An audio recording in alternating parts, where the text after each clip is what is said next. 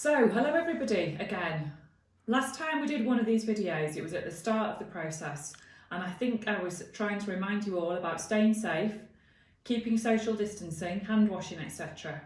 And obviously those things still matter. But I thought I'd do another video because we're coming up to what would be half term, and it's a long time since we've all seen each other. And you're maybe not missing my face, which I do understand, but actually I am missing a lot of yours. So I wanted to just do a short video to reassure you about a few things and put a few messages across as to where we're heading, next steps, etc.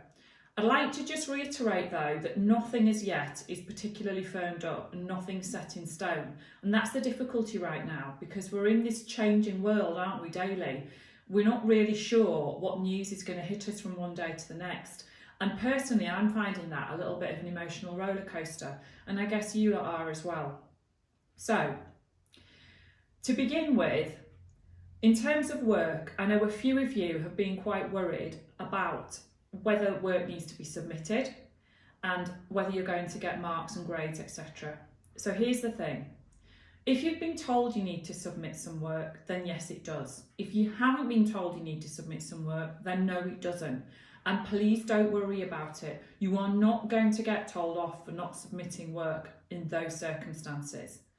And in actual fact, if you are asked to submit work and you don't submit it, let's also be blunt. There's a limit to how much we can tell you off right now, isn't there? Because you're not in the building. So there you go. What I'm hoping is that most of you are engaging, and that actually most of you, if you're asked to do something, will do it. Because generally that's what you do when you're in school, and that's what's great about this school, that most of the time, most of you do everything that we ask you to do, and that's great. So please do not worry about whether the work's going to be graded, whether it needs to be handed in, etc, etc. I also know that that's quite frustrating, not just for you as students, but for parents as well, because you're probably thinking, well, what is the point? We're doing this work and it's going nowhere. So just to try and put a little bit of clarity around that for all of you, this has been hard for schools, and if we'd gone with submitting everything at the beginning, I think for a start off staff would have been overwhelmed because we've all been trying to get to grips with new technology. And secondly, as I've just said, it's not normal school. So for people who don't do the work, we can't say, right, that's it, there's going to be an on-call, or you're going to be in after-school detention, or you're going to be on a report, etc. Those things aren't happening right now. So we wanted to just get into a culture of what can homeschooling look like. And hopefully we're kind of there with that. So the next steps are to develop it. So certainly over the coming weeks, you will see some changes, and we may well be looking for you to submit some work. We're actually looking at some different IT packages where we could submit things online. So fingers crossed, we might be able to get one of those before the summer. And all these things that we're exploring should hopefully be positive in the future as well. So when we are back to normal, whatever normal is going to look like, we can still utilise some of these tools and technologies, which will be really, really good. In terms of things being assessed, again, we are looking to have some sort of what we're going to call an evaluation week. Right now, we don't know what that will look like exactly, but there is going to be a moment where we say, yes, let's look at what we should have been learning over the past few weeks, and let's do some sort of testing, and let's do some sort of element of grading. But again, for parents and for students, let's all have a little air of caution around this, because we do know that some students will have done more than others. Some will have had more access to things than others. Some parents will have been able to help more than others. I'm going to out it now. My parents have no idea how I became a maths teacher, because neither of them were particularly keen on that subject at school, and I wouldn't have gone to them, in fairness, probably for help in that area. Geography, definitely would go to both of them for help for that anytime, but maths, no. So that's kind of the nature of the beast in life. Sometimes you'll be able to get a bit more help with things than others. And we're aware of that right now. You haven't got your subject specialist teachers in front of you. So again, we will do some form of grading, but let's not all worry about that as to what that's going to mean and what the effects will be and the implications for the future. And I know it's hard to not worry about those things, possibly more for parents and students. And all I can say is, as a professional, because I'm not a parent, so I totally understand it's a bit different. As a professional, I've seen over the years students who've maybe been out of school for great periods of time due to serious health conditions. And let me tell you, it hasn't actually affected them at the end and their outcomes. Because if we all come into this with the right mindset and the right attitude, then actually the outcomes should still be pretty much the same. What I'm hoping for, based on the surveys that we've done, is that actually quite a lot of you are engaging with work, so it would seem, in one way or another. And you know what? Engaging with it just slightly is better than not engaging with it at all. So in terms of other developments, I know a lot of you would like to do some video chats, etc. And we're looking into that possibility. Again, I know parents have asked for that, and the only thing I need to say there is, clearly we have to work alongside union guidelines, and there are issues potentially around safeguarding and protection of not just the young people but staff in terms of live video chats and even live audio chats. That said, we've been working on some protocols, and we are actually looking at whether we can move to that again in the future. We're going to look at how many people feel able to do that, because again, some staff don't necessarily have all the technology at home to do these things. So that's at the moment up in the air a little bit, but it's certainly something we are looking into. So the big question as well that I think is going to be on everyone's lips is, when will we be back to school? When will things be normal? And the short answer is, I don't know. I don't know any more than you guys do. All I do know is that I did get a little bit confused in terms of the announcement on Sunday night and then some of the other things I've since read for year 10 and 12. I think possibly we thought year 10 and 12 would be coming back to school later than the 1st of June. And then if you look in the media and the press, we're obviously seeing that date being mentioned. So what have we decided to do as a school? And we have the backing of the Education Authority with this, to reassure you.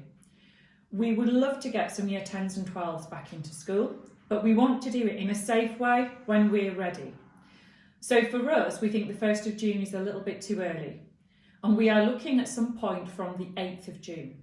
And I stress from the 8th of June, because when we've got our plan together, we want to share it with you. And if that means it's the 10th of June or the 15th of June, yes, then that's what it means.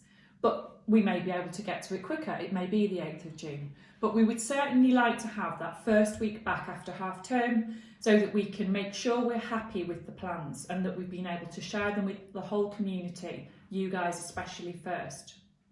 So in terms of what's set in stone for us, I can at least say to you as parents and families, don't worry about that first week after half term, because the first week after half term, it will still be as it is now for us. I say don't worry because I also know, reading some of the surveys, it's a 50-50 thing, this, and again, I get it, even though I'm not a parent. For some of you, you would really like school to open quickly, and I get that. You need to go back to work, you've got other children in the house, it would be easier. And plus, we want the students back in school. We want them to be learning. It's really important, and it's great for them to have the social interaction.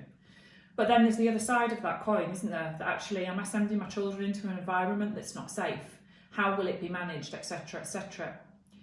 And then there's our side of things, where we have staff who have young children who may not be able to go back to school, or maybe they have a health condition, etc. So how many staff will we be able to put into the building? All these things come into the mix, which is why I wanted to buy us that extra week of time as a minimum, really. So what we've done so far is that we have sent a staff survey out today to find out which staff will be able to come into school from that period. Mr. Dixon is working on some possible models. I will be putting out a survey to the parents of year 10 and 12 students next week to ask for your thoughts in terms of, do you want to send your child into school when we reopen?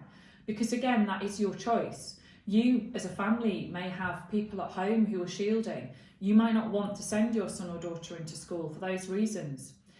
I would like to reassure you that in terms of attendance, there are going to be no fines or no systems put in place during that period. So if you choose to keep your child or children at home, that is your choice and we will support you.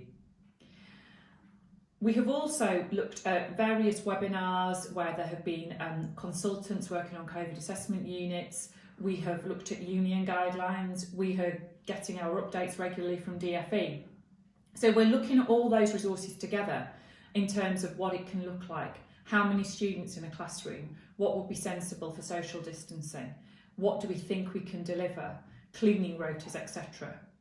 So because we want to get that as right as we possibly can, that is why I'm saying the 8th of June is the earliest for us. And we will let you know as soon as we have some models that we're going to look at seriously and that we think can work. We will put that information out to you. Please be reassured by that. I think that's all I can say right now. I just wanted to give you a little bit of clarity. I hope it's some clarity. It's perhaps not as clear as I would have liked it to have been, but we are living in unprecedented times. We ourselves are not getting particularly clear information all the time, and that's not a criticism of anybody. It's the nature of the beast. And also, in fairness, no matter what guidance anybody is going to give us, all schools are different. The buildings are different. Some schools have wide corridors, some have really narrow ones.